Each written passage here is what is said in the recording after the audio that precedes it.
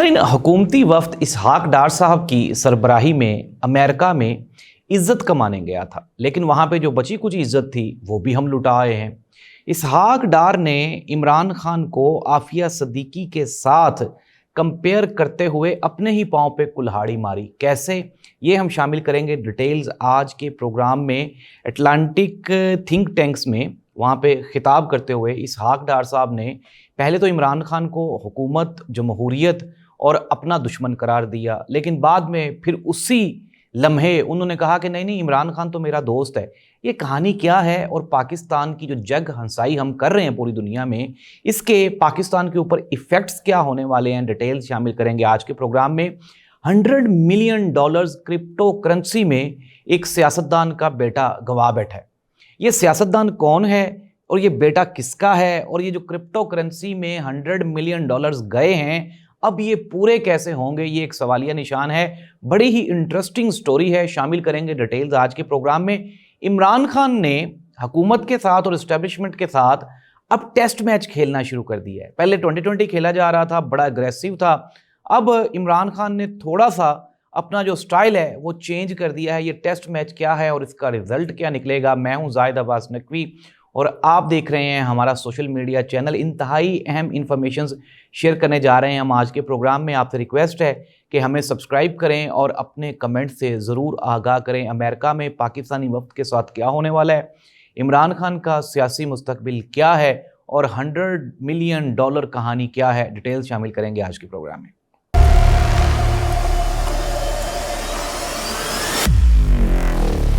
नाज़रीन, प्रोग्राम का बाकायदा आगाज़ करते हैं। सबसे पहले आज की सबसे अहम खबर यह है कि इसहाक डार साहब ने अटलांटिक थिंक टैंक्स में, ये अमेरिका का एक थिंक टैंक है, फोरम है। नाज़रीन, एक मसला ये भी है कि पाकिस्तान में हम जो लोग हैं, एक तो हम डरी हुई कौम है, सहमी हुई कौम है, फिर इनका प्रेशर भी है हम पे।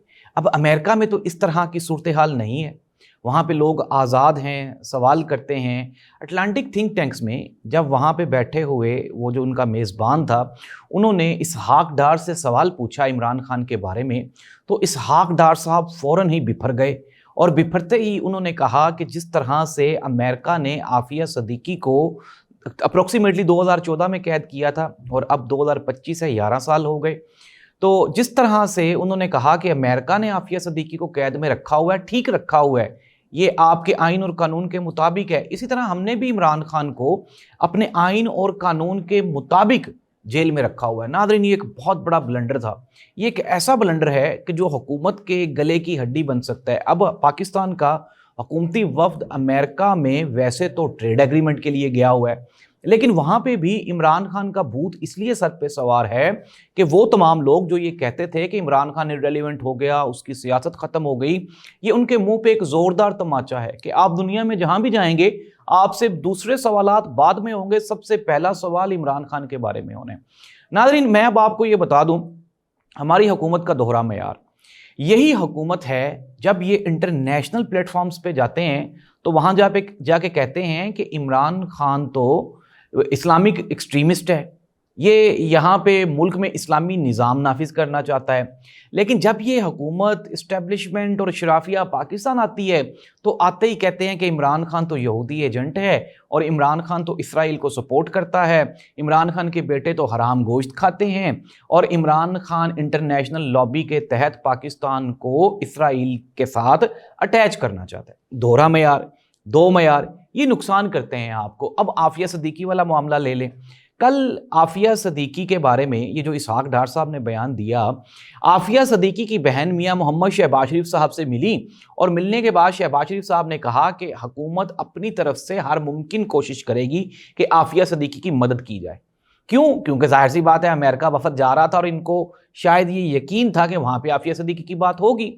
नाज़रीन, हमने आफिया सदीकी को इमरान खान के साथ कंपेयर करके ना सिर्फ आफिया सदीकी का केस ख़राब कर दिया, बल्कि हमने अपना जो पाकिस्तान का केस है उसको भी बर्बाद कर लिया। अब इसहाक डार साहब वहाँ पे बैठे ये फरमा रहे हैं कि इमरान खान एक्सट्रीमिस्ट हैं, इमरान खान की सियासी जमात ने असलहा उठा लिया था और इमरान खान की सियासी जमात 9 मई के दौरान इदारों पर चढ़ दौड़ी थी। हमारे पास फुटेज कोई भी नहीं है, ثبوت کوئی بھی نہیں ہے ہمارے پاس. ہمارے تو سرکاری گواہان ہی بدل گئے, مکر گئے, اور عدالتوں میں انہوں نے گواہی دینے سے انکار کر دیا, صحت جرم سے انکار کر دیا. تو اب جب ہم انٹرنیشنل پلیٹ فارمز پہ بیٹھ کے یہ کہیں گے کہ پاکستان تحریک انصاف نے 9 مئی والے دن کوئی اسلحہ اٹھایا تھا, عمران خان نے وہاں پہ ان کو, آپ یہ کہیں کہ ان کو ایکٹیویٹ کیا تھا اور کہا تھا کہ چڑھ دوڑیں اداروں پہ, ثبوت تو کوئی بھی نہیں ہے ہمارے پاس. لیکن ہم نے کیا کیا کہ ہم نے انٹرنیشنل جو دنیا ہے, بین الاقوامی دنیا میں اپنا کیس ضرور کمزور کر لیا. دونوں کیسز کمزور کر لیے. ایک تو عافیہ صدیقی والا کیس بھی ہم نے کمزور کر لیا, وہاں پہ ہم نے ہاتھ کھڑے کر دیے, سرنڈر کر دیا کہ جی آپ نے عافیہ صدیقی کو صحیح رکھا ہوا ہے, اپنے قانون کے مطابق رکھا. پاکستان کا نائب وزیر اعظم اسحاق ڈار صاحب, نائب وزیر اعظم صاحب اس لیے بھی دورے پہ گئے کہ شاید شہباز شریف صاحب اتنے فلوئنٹ نہیں ہیں انگلش میں جتنے کہ اسحاق ڈار صاحب کو سمجھا جاتا تھا. لیکن اینکر نے تو پہلے ہی پروگرام میں ٹانگیں پکڑ لی, اور اس کے بعد اسحاق ڈار صاحب منہ کے بل زمین پہ آن گرے ہیں. ناظرین, پاکستان کی یہ بدقسمتی رہی ہے کہ ہمیں کوئی اچھا ریپرزینٹیٹیو ملا ہی نہیں. جس طرح عمران خان کہتے ہیں نا کہ عمران خان کو اچھی ٹیم ملی نہیں, اچھے لوگ ملے ہی نہیں, اس طرح پاکستان کی بھی یہ بدقسمتی رہی کہ پاکستان کو ایک ریپرزینٹیٹیو ملا تھا عمران خان کی صورت میں, اس کو تو ہم نے اپنے ہاتھوں سے گوا لیا. ناظرین, عمران خان نے اپنی پالیسی یکسر چینج کر دی ہے, ایک دم چینج کی ہے. عمران خان کو پتہ چل گیا ہے کہ یہ عمران خان کو لمبا عرصہ جیل میں رکھنے والے ہیں, اور شاید عمران خان نے بھی یہ ٹھان لی ہے کہ یہ مجھے لمبا عرصہ جیل میں رکھیں. ناظرین, اس میں غصے والی, غم والی کوئی بات نہیں ہے. غم اور غصہ تب ہوتا ہے جب کوئی نئی چیز ہو رہی ہو. اب یہ تو پاکستان میں معمول بن گیا. عمران خان کو آئینی اور قانونی طور پہ کسی بھی طرح جیل میں نہیں رکھا جا سکتا تھا. 180 کے قریب ایف آئی آرز ہیں عمران خان کے اوپر جو کہ غیر آئینی ہیں, غیر قانونی ہیں. لیٹ سی دیٹ, چلیں جی مان بھی لیتے ہیں کہ عمران خان کو عدالتوں سے رہائی ملنی ہے. وہ 180 کیسز میں عمران خان کو رہائی کون دے گا, کون دلوائے گا؟ سسٹم ہی دے گا نا, یا سسٹم دلوائے گا؟ ہمارے معزز چیف جسٹس آف پاکستان کہتے ہیں آئین اور قانون آزاد ہے. اپنے وکلا کو چاہیے کہ وہ سسٹم پہ سوالات نہ اٹھائیں بلکہ سسٹم کا حصہ بنیں. اب مجھے تو اس سسٹم کی سمجھ نہیں آتی کہ اس سسٹم کا ہم حصہ کیسے بنیں, یوتھ اس سسٹم کو کیسے ایکسیپٹ کرے گی. ناظرین, مسئلہ یہ ہے کہ ہمارے ملک میں with the passage of time awareness بڑھ گئی ہے, لوگوں کو شعور آ گیا ہے, لوگوں نے سوال کرنا سیکھ لیا ہے, لوگوں کو انفارمیشن ہو گئی ہے کہ یہ جو سیاستدان ہیں یہ ہمارا ٹائم ویسٹ کر رہے ہیں. عمران خان نے بھی پالیسی چینج کر لی ہے. اب Imran Khan slow and study wins the race والی پالیسی پہ گامزن ہے, ٹیسٹ میچ کھیل رہا ہے آہستہ آہستہ. اس ایک طرف تو عمران خان سیل میں بیٹھ کے 4-5 جو اسٹیٹمنٹس ہیں چیف آف آرمی اسٹاف کے بارے میں, فیلڈ مارشل کے بارے میں, حکومت کے بارے میں, عدلیہ کے بارے میں, وہ دے دیتا ہے. پھر ساتھ ہی اپنی پارٹی کو بھی تنبیہ کر دیتا ہے کہ آپ بھی اپنے احتجاج کا تیاری کریں. اور عمران خان ایک مرتبہ دوبارہ پھر جو اعلیٰ قیادت ہے, سلمان اکرم راجہ, جنید اکبر اور بیرسٹر گوہر, اس کے علاوہ عالیہ حمزہ, ان کو مخاطب کرتے ہوئے کہا کہ آپ 5 اگست کی تیاری کریں, 5 اگست کو احتجاج ہونا ہی ہونا ہے. ناظرین, دوسری جانب حکومت اپنی طرف سے پریشر بلڈ کرنے کی کوشش کر رہی ہے. 26-27 لوگوں کی لسٹیں بنی ہوئی ہیں جن کو بہت جلد عدالتوں سے سزائیں دلوائی جائیں گی اور نااہل کروا دیا جائے گا. پھر کہیں گے کہ عدالتوں پہ آپ ٹرسٹ کیوں نہیں کرتے, عدالتوں سے آپ انصاف کیوں نہیں مانگتے. وہ عدالتیں جو اس نظام کا حصہ ہیں وہ کس طرح سے سسٹم میں آپ کو انصاف دیں گی. 26ویں ترمیم کے بعد تو ججز کی ٹرانسفر پوسٹنگ ڈائریکٹ حکومت وقت کے ہاتھ میں, تو وہ کس طرح سے آزاد فیصلے کریں گے. ناظرین, یہ ایک مشکل سچویشن ہے. اب میں نے آپ کو پروگرام کے سٹارٹ پہ بتایا تھا کہ ہمارے ملک کا ایک نامور جید سیاستدان, اس کا بیٹا, اس نے $100 ملین کرپٹو کرنسی میں اڑا دیے ہیں, گوا دیے ہیں, ہار گیا ہے وہ بندہ. اچھا, آپ کو یاد ہوگا جب یہ کرپٹو کرنسی والا سلسلہ شروع ہوا ہے تو اسحاق ڈار صاحب اور اسحاق ڈار صاحب کے صاحبزادے وہ اس میں پیش تھے. اب ناظرین, یہ جو ہمارے ملک میں یہ جو کرپٹو والا سین ہے, شاید اس سے پچھلی جو گورنمنٹس ہیں وہ تو ایکسیپٹ ہی نہیں کر رہی تھی. اچھا ہے, انٹرنیشنل ایک الیکٹرانک منی ہے اور ایک بزنس ہے, اس کو آنا چاہیے. لیکن اب یہ آیا کب؟ یہ سورسز بتا رہے ہیں کہ یہ تبھی انٹروڈیوس ہوا ہے پاکستان میں جب یہ جو ہمارے شہزادے ہیں, یہ پاکستان کی ایک نامور سیاسی شخصیت, شاید میں نے نام بھی لے دیا پروگرام میں یا نہیں لیا, پتہ کر لیجئے گا آپ, دبئی میں تھے, یہاں پہ ہاؤسنگ سوسائٹی بھی بنا رہے ہیں, اور وہ جو $100 ملین اب ہم لاس کر گئے ہیں نا, اب اس کا جو خمیازہ ہے وہ پاکستانی قوم کو بھگتنا پڑے گا. یہ اسحاق ڈار صاحب کے صاحبزادے ہیں, اور انہوں نے یہ جو کرپٹو والا سارا معاملہ ہے یہ پاکستان وہ لے کر آئے تھے. $100 ملین کس کے گم ہوئے ہیں یہ آپ نے پتہ چلا لینا ہے, ٹھیک ہے. لیکن میں نے آپ کو 2-3 مرتبہ نام بتا دیا ہے. اب ہم آ جاتے ہیں کہ یہ جو $100 ملین ہیں, لاس تو ہو گیا, پورے کہاں سے ہونے ہیں؟